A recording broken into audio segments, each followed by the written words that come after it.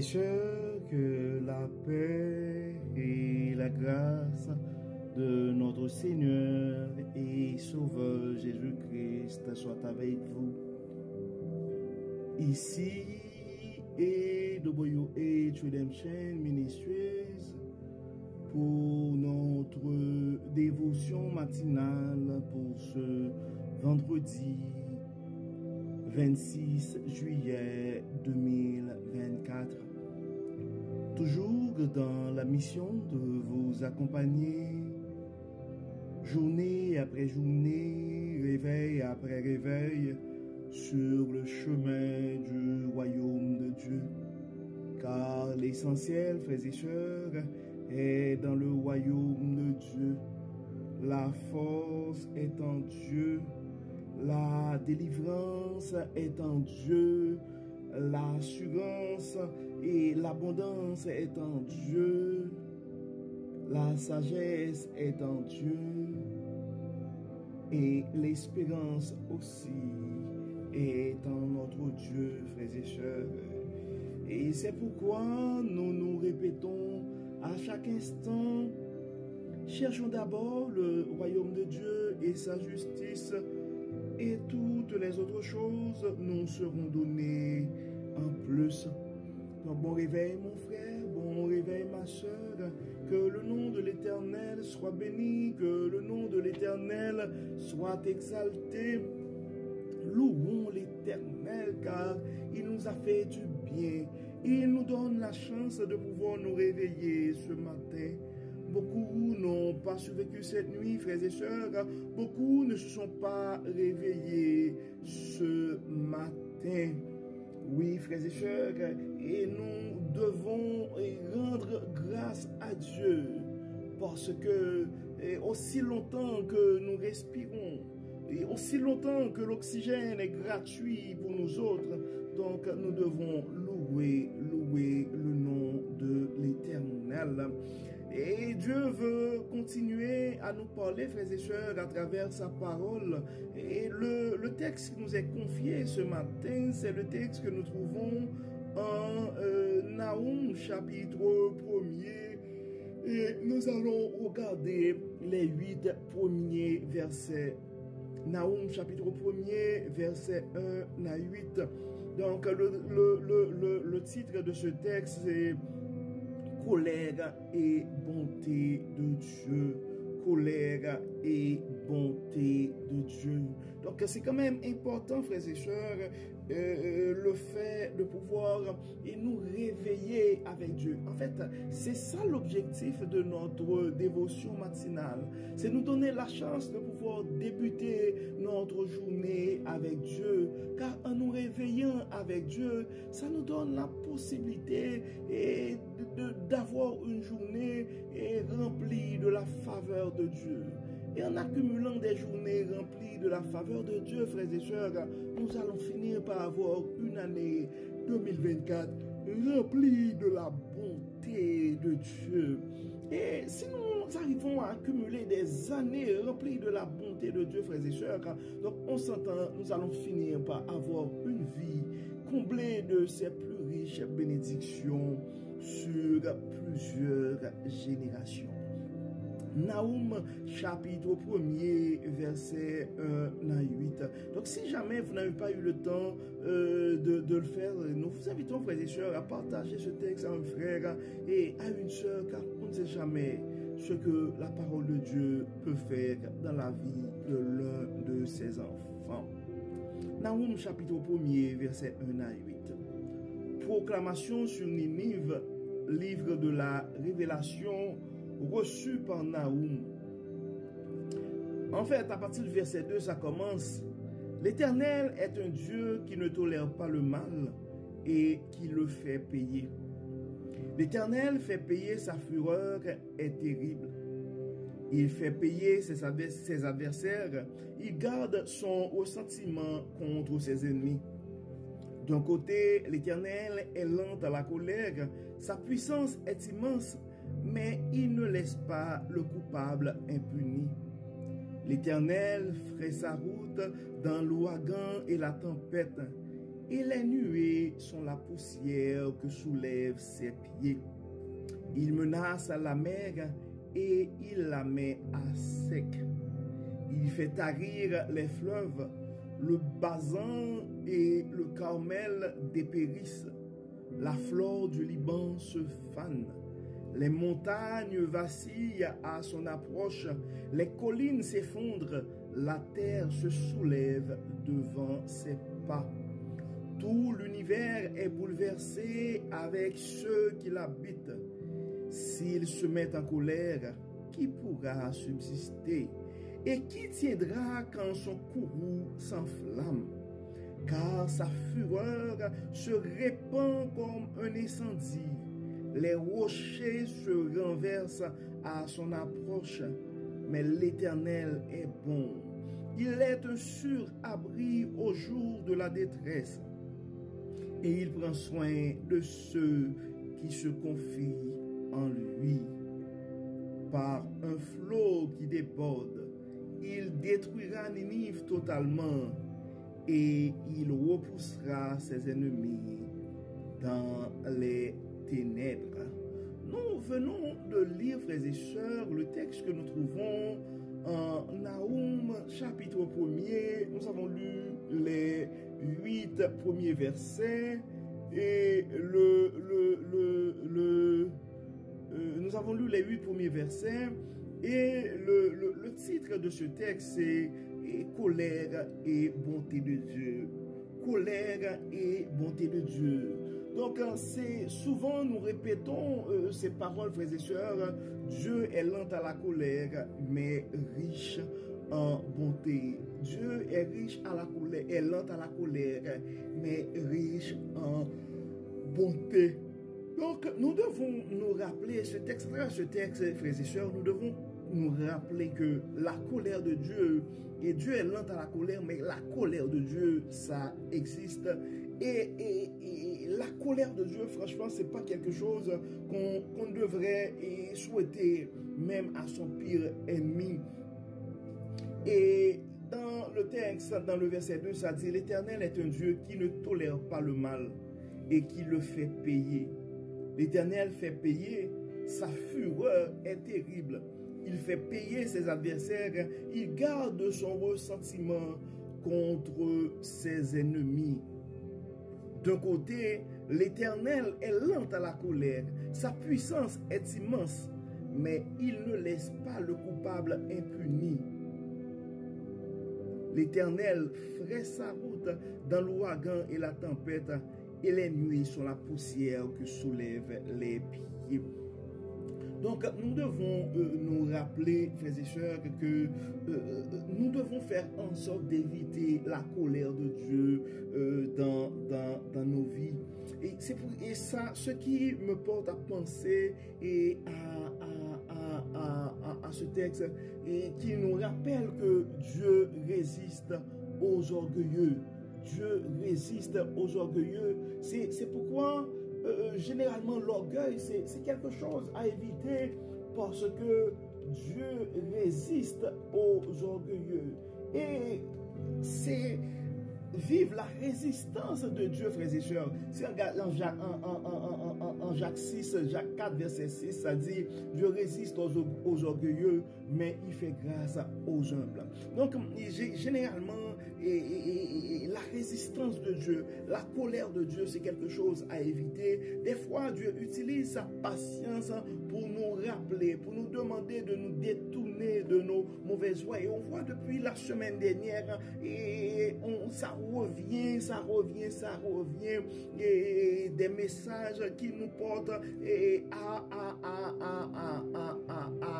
abandonner nos mauvais comportements et à suivre les instructions de Dieu. Et il y a une chose assez importante, frères et sœurs, Dieu ne laisse pas le coupable impuni. C'est ce que la parole nous dit dans la deuxième partie Et du verset 3, d'un côté, l'Éternel est lent à la colère, sa puissance est immense, mais il ne laisse pas le coupable impuni. Donc, et frères et sœurs, c'est quelque chose que nous devons y penser. Et des fois, on fait des mauvaises choses, et puis on se répète. Dieu, probablement de là-haut, nous regarde, et à chaque fois, à travers un message, et ça nous appelle à abandonner nos mauvaises voies. Mais si on persiste, la colère de Dieu pourrait se manifester contre nous. Et dans le verset 6, ça dit, s'il se met en colère, qui pourra subsister? Et qui tiendra quand son courroux s'enflamme? Car sa fureur se répand comme un incendie. Les rochers se renversent à son approche. Donc, on le voit clairement, et frères et sœurs, et la colère de Dieu, c'est quelque chose à éviter. Je ne sais pas c'est quoi ta vie présentement, je ne sais pas c'est quoi ta situation présentement, et mon frère, ma soeur, mais la volonté de Dieu, et c'est que nous détournons de nous abandonnons nos mauvaises voies, nos mauvais comportements. Donc, et faisons en sorte que Dieu ne frappe pas sa colère contre nous. Et on voit que dans le verset 7 et 8, et ça nous rappelle la bonté de Dieu. Donc, quand on nous dit dans le verset 6, s'il se met en colère, qui pourra subsister et qui tiendra quand son courroux s'enflamme, car sa fureur se répand comme un incendie, les rochers se renversent à son approche.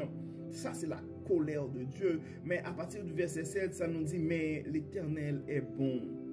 Il est un sûr abri au jour de la détresse, et il prend soin de ceux qui se confient en lui. Par un flot qui déborde, il détruira Nénive totalement et il repoussera ses ennemis dans les ténèbres. Donc, ce matin, et frères et sœurs, Dieu, donc ce texte nous présente vraiment deux opportunités ou deux situations. Donc, si nous décidons de continuer avec nos mauvais comportements, finalement, nous allons finir par faire face à la colère de Dieu, car la parole nous dit là que l'Éternel fait payer sa fureur est terrible. Et ça dit, l'Éternel est un Dieu qui ne colère pas, qui ne tolère pas le mal et qui le fait payer.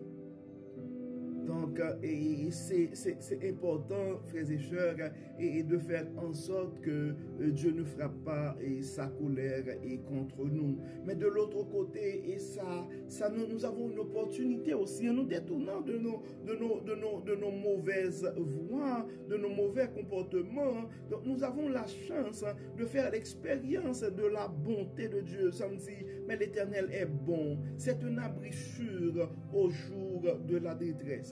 Dieu, donc tu as le choix entre la colère de Dieu ce matin et faire l'expérience de la bonté de Dieu et faire de ce Dieu un abri et pour toi au jour de la détresse. Donc ça nous dit, mais l'Éternel est bon, il est un sûr abri au jour de la détresse et il prend soin de ceux qui se confient en lui. Donc mettons notre confiance en Dieu ce matin, frères et sœurs, et évitons la colère de Dieu. Mettons notre confiance en Dieu ce matin, frères et sœurs, et évitons la colère de Dieu. Car l'Éternel est bon, il est un abri sûr au jour de la détresse, et il prend soin de ceux qui se confient en lui. Mais nous devons nous rappeler aussi, frères et sœurs, que l'Éternel est un Dieu qui ne tolère pas le mal et qui le fait payer. Et l'Éternel, non seulement l'Éternel fait payer, sa fureur est terrible. Donc nous allons, et comme d'habitude, prier, frères et sœurs, nous allons demander pardon à Dieu pour nos fautes. Nous allons demander à Dieu de nous accompagner afin que nous puissions abandonner nos mauvaises voies et abandonner nos mauvais comportements, nos mauvaises habitudes et placer notre confiance en lui, car nous avons besoin de l'assurance de cet abri sûr qui est le grand Dieu Tout-Puissant. Prions Dieu, frères et sœurs. Dieu Tout-Puissant, Dieu d'amour, merci Seigneur pour ta fidélité. Merci Seigneur pour ta bonté. Merci Seigneur pour ta patience.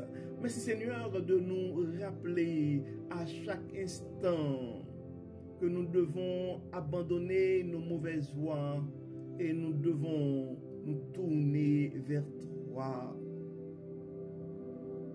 Dieu clément, tu connais nos fautes, tu connais nos manquements, tu connais nos vices, tu connais nos mauvaises habitudes. Nous les remettons ce matin au pied de ta croix. Et nous te demandons, Seigneur, de nous laver entièrement de nos péchés, d'enlever en nous tout ce qui n'est pas de toi, toute mauvaise habitude, toute vice, toute mauvaise pensée qui pourrait nous porter à agir contre tes volontés. Enlève en nous, Dieu Tout-Puissant, l'orgueil. Enlève en nous toute forme de suffisance. Enlève en nous, Seigneur, toute forme d'arrogance. Enlève en nous toute jalousie, tout mépris, toute méchanceté. Enlève en nous, Seigneur, tout esprit de débauche. Et permets, Seigneur, que ton Saint-Esprit puisse nous animer. Permets, Seigneur, que ton Saint-Esprit puisse nous conduire vers ton royaume. Assiste-nous, Dieu clément. Enlève en nous tout ce qui n'est pas de toi. Mais à côté de nous, des gens qui sont à même de nous accompagner, de nous encourager à poursuivre notre parcours sur le chemin du royaume. Dieu de bonté, Dieu de miséricorde, nous savons que nous sommes pécheurs. Nos paroles, nos pensées, nos actions sont mauvaises. Pardonne-nous, Seigneur, et aide-nous à ne plus recommencer. Dieu clément, nous remettons cette journée entre tes mains. Conduis-nous, inspire-nous, accompagne-nous. Tu vois nos soucis, que ce soit des soucis spirituels, que ce soit des soucis matériels, nous les remettons tous entre tes mains. Nos familles sont entre tes mains, nos enfants sont entre tes mains, nos projets sont entre tes mains. Guide, Seigneur, protège, Seigneur. Nous avons des frères et sœurs qui sont malades. Nous te demandons, Seigneur, de les toucher. Permets, Seigneur, que ces maladies ne les portent pas à douter de ta bonté. Certains de nos frères et sœurs qui sont malades pourraient penser que c'est ta colère et tu es en train de les frapper par ta colère. Si c'est le cas, Dieu Tout-Puissant, nous te demandons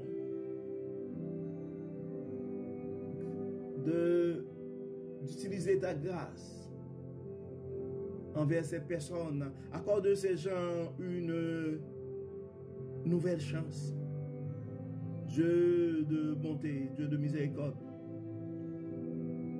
aie pitié de nous, Dieu clément. Accorde-nous une nouvelle chance.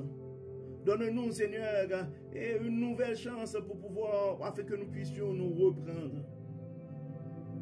Aide-nous, Seigneur, à abandonner nos mauvais comportements, nos péchés mignons, Dieu clément. Nous les remettons à tes pieds ce matin. Permets que ton Saint-Esprit puisse nous animer et nous guider. Aide-nous, Seigneur, à priorité le plan divin et non nos désirs charnels. Encore une fois, nous remettons entre tes mains, Dieu clément, ces deux familles qui ont été victimes de cette explosion. Tu les connais, Dieu clément. Continuez, Seigneur. Nous te demandons de continuer à manifester ta gloire, ta puissance à travers leur vie. Assistez-leur, Dieu Tout-Puissant, guide-les, supporte-les. Et les gens qui sont autour d'eux, sois à leur chevet, nous demandons, Seigneur, de les aider aussi, de les assister. Nous avons d'autres frères et sœurs qui ont des diagnostics quand même assez compliqués. Tu les connais par leur nom, tu connais leurs adresses, tu connais les médicaments qu'ils sont en train de prendre présentement. Tu connais leur traitement. Nous demandons, Dieu clément, non seulement de les supporter physiquement, de les supporter moralement aussi. Touche-les en ce moment. D'autres frères et sœurs ont des problèmes financiers. Tu as le grand pourvoyeur éternel pour voir leurs besoins. D'autres ont peur présentement pour leur vie. Tu es le Dieu de toute sécurité. Protège-les. Nos enfants sont entre tes mains, nos jeunes sont entre tes mains, nos aînés sont entre tes mains.